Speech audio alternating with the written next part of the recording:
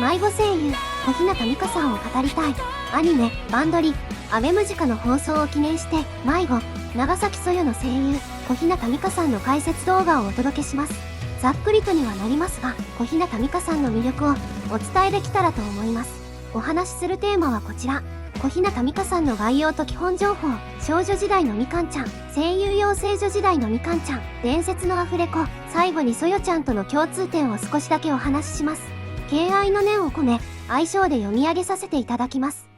みかんちゃんは千葉県出身の人気女性声優。バンドリガルパではアニメムジカの前身となるアニメ迷子の名台詞なんで春日陰の生みのママであり、迷子のベーシスト兼集会場所を担う長崎そよちゃんのキャストを務めています。身長156センチ、血液型は A 型、3月14日生まれの魚座。趣味はダンスとメロンパン食べ比べ。メロンパンがどのコンビに参加当てられます。特技はバスクラリネットと料理。中高時代はそよちゃんと同じく吹奏楽部に所属。高校で調理科を修了し、調理師免許を所持。得意料理は鶏の照り焼き。ちなみにそよちゃんも料理ができて、仕事が忙しいお母さんに代わりご飯を作ったり、調理実習で作ったマドレーヌで猫に懐かれたりします。好きなものはメンダコ。座右の銘はいっぱい食べていっぱい寝る。24年8月からニコニコで個人配信を開始。活躍の場をさらに広げています。そんなみかんちゃんが声優を目指したのは実は会社員になってから。これから詳しくお話ししますが、今回はチャプター2から4にかけみかんちゃんがバンドリ声優になるまでの軌跡を時系列でお話しします。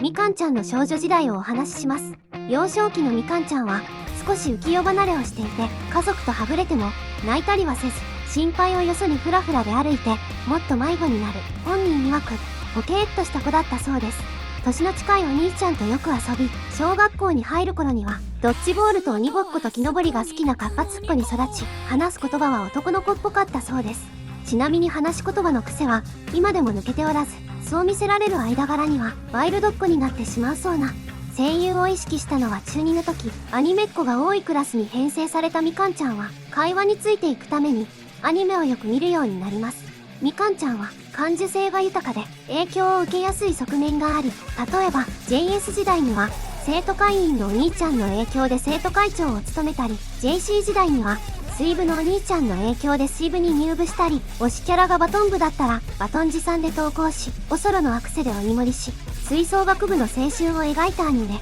響けユーフォニアムのエピソードを自分の体験だと思い込むほどハマり、友達にすれ自分の体験談として話したところ、それアニメの話じゃないと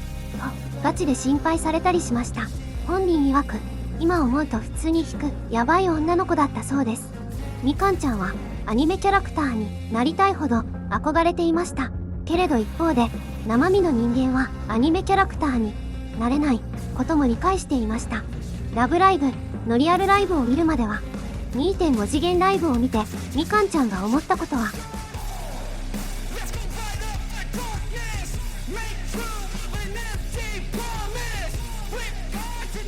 こうしてみかんちゃんは声優に憧れを抱きます。しかしみかんちゃんは声優を目指しませんでした。理由はシンプル。みかんちゃんは自分の特徴的な声が嫌いでした。また思春期を迎えて以降、引っ込み思案となってしまった自分には人前での演技ができるとは思えず、声優はただの憧れとし目指すのは諦めました。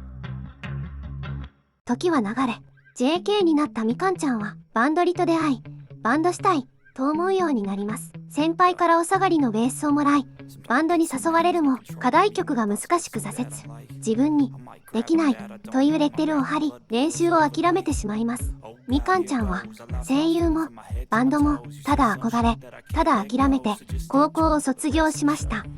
高校卒業後みかんちゃんは就職。しかしそこにはキラキラもドキドキもありませんでした。日々をただ送り漠然と感じていたことは、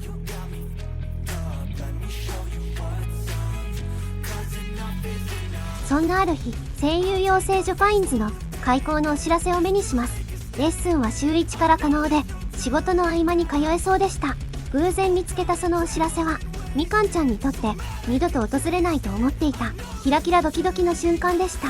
みかんちゃんは家族に相談。それまで封じていた声優への憧れを涙を流して打ち明け、学費は自分で働きながら払うことを約束し、声優養成所への入所の許可を願います。家族からの返事は拍子抜けするほどあっさりしたものでした。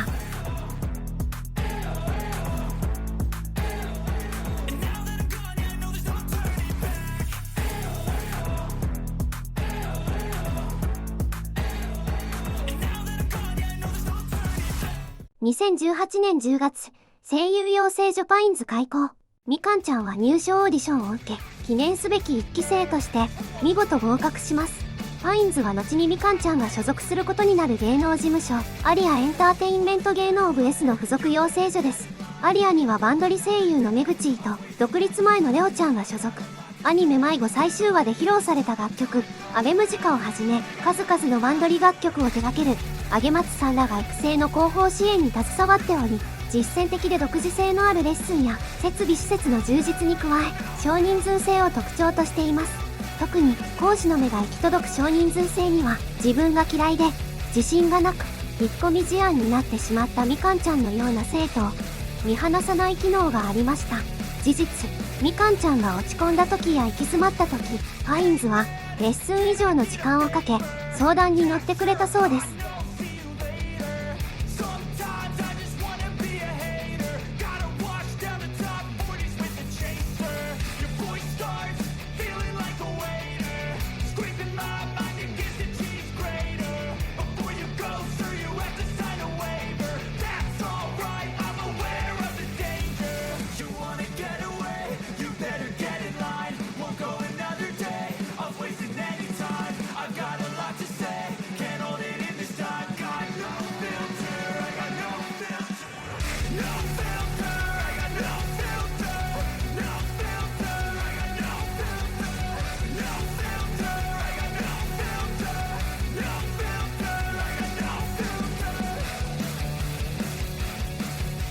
みかんちゃんはパインズでのレッスンを卒業し、アリアへの入所オーディションに挑戦。結果は合格。アリアへの正所属を迎えた日は2021年2月10日。その日はくしくもみかんちゃんが推してやまないハロハピのバンドストーリー新章が始まった日。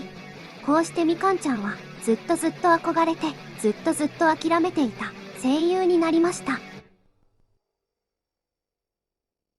声優になった後のみかんちゃんのエピソードをほんの少しだけお話しします。アニメムジカにてゆずむんが驚異の13役のアフレコを披露し話題となりましたが、みかんちゃんにも制作関係者から伝説と語り継がれているアフレコがあります。それはアニメ迷子8話のこのシーン。絶対にさゆみちゃんも苦しくなってお願い、もう一度クラシックをやり直したいの。お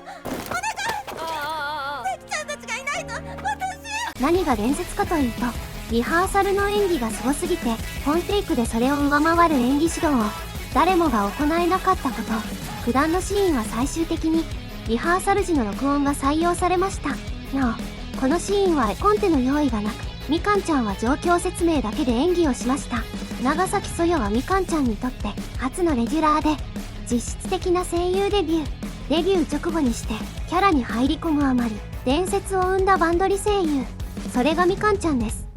みかんちゃんとそよちゃんの共通点をお話しする前に、そよちゃんについて少し語らせてください。お話しするテーマはこちら。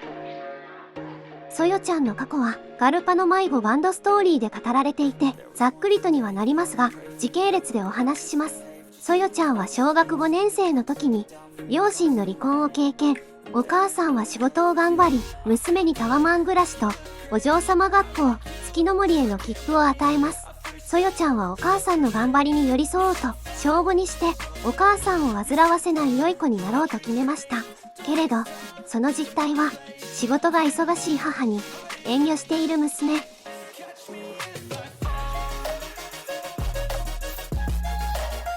こんなそよちゃんを一言で表す言葉があり、それは優しい人。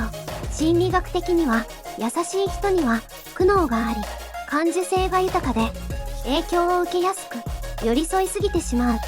自分の性分とそうではない世界のドライさとに折り合いをつけるのが難しく、結果そのような自分をあまり好きではなくなり、自己肯定感が低くなる傾向にあるそうです。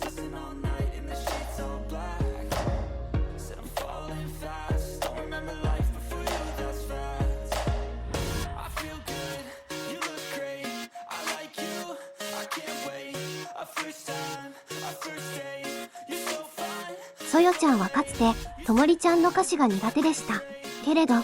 今そよちゃんは寄り添うことができています。私の叫びと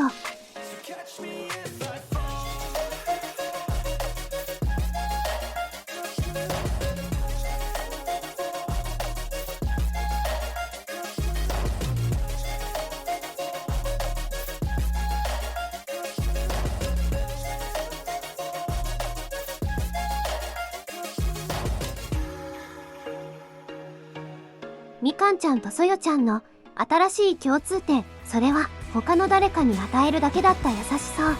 少し私にもあげられたこと。